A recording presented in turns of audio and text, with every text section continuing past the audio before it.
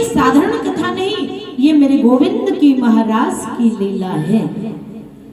और महाराज की लीला केवल और केवल भगवान के भक्त सुन सकते हैं। जो ज्ञानी होते हैं ना, वो तो तर्क और कुतर्क करते हैं इसमें। भगवान ने अच्छा नहीं किया ब्रज की गोपियों के साथ रास रचा करके, लेकिन ज्ञानी है महाराज, क्या जाने प्रेम की भाषा।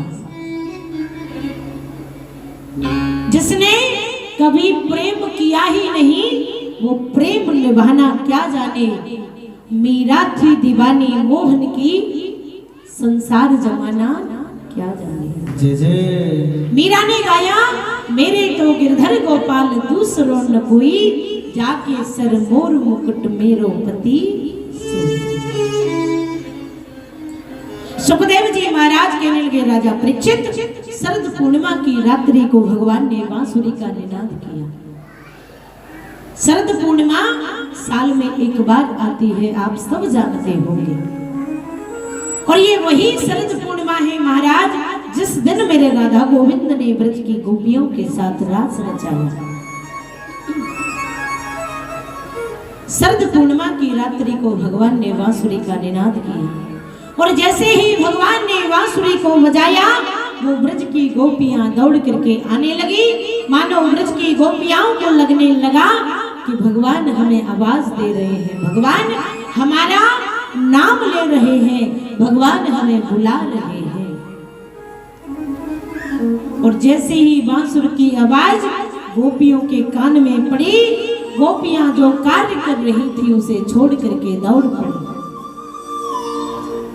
एक गोपी साहब अपने घर के आंगन में झाड़ू बहार रही थी, और जैसे ही कान में बांसुरी की आवाज पड़ी, झाड़ू को वहीं छोड़ दिया और कृष्ण से मिलने के लिए दौड़ पड़ी।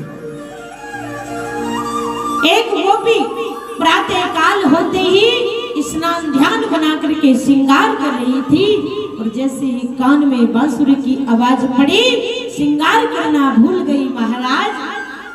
अब जो आंख में लगाने वाला काजल था वो होठों पर लगा लिया, और जो होठों पर लगाने वाली लाली थी उसे आंखों में लगा लिया, भूल गई। और बांसुरी की आवाज को सुन करके दौड़ पड़ी। एक गोपी अपने पति को भोजन करा रही थी। स्वामी ने कहा, देवी थोड़ा राम रस ला करके दे दो।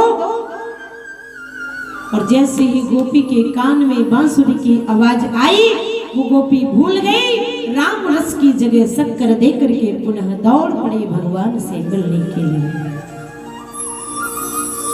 एक 80 साल की गोपी जैसे ही कान में पड़ी बांसुरी की आवाज, मन में विचार किया, मुझे लगता है आज मेरा गोविंद हम सबको बुला रहा है। आज इतना सुंदर बन करके जाऊंगी कि सबसे पहले गोविंद मुझे देखे। आज 80 साल की उस डुकरिया ने साड़ी का जोड़ा निकाला, और कौन सा जोड़ा जो विवाह के समय पर उसने पहना था, और आज उसे पहन करके कृष्ण से मिलने के लिए दौड़ पड़ी। आज मेरे गोविंद ने जैसे ही गोपियों को आते देखा, देखते ही भगवान हाथ जोड़ करके खड़े हो गए। गोपियों आओ आओ पधारो, मैं आपका स्वागत करता हूँ। और भागवत में लिखा हुआ है, भगवान हाथ जोड़ करके गोपियों का स्वागत करने लगे। स्वागतम वो महाभागा, गोपियों मैं आपका स्वागत करता हूँ, मुझे बड़ा अच्छा लगा आप मुझसे मिलने के लिए आई।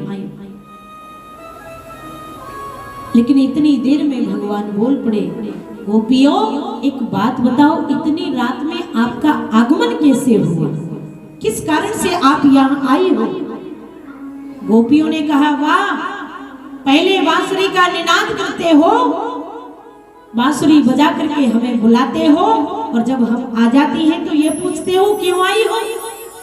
भगवान ने कहा, नहीं नहीं देवी, मैं इसलिए पूछ रहा हूँ कि स्त्रियों को रात्रि काल पर पुरुष के पास नहीं जाना चाहिए। आप गोपी हो, ब्रज की गोपांगना हो, और आप जाओ अपने अपने घर जाकर के अपने पतियों की सेवा करना। ये ठीक नहीं है। रात्रि काल में आप मेरे पास आई, मैंने स्वागत किया, पर अब आप जाओ जाकर के अपने अपने पतियों की सेवा करना, क्योंकि एक पत्नी का धर्म होता है अपने पति की सेवा करना।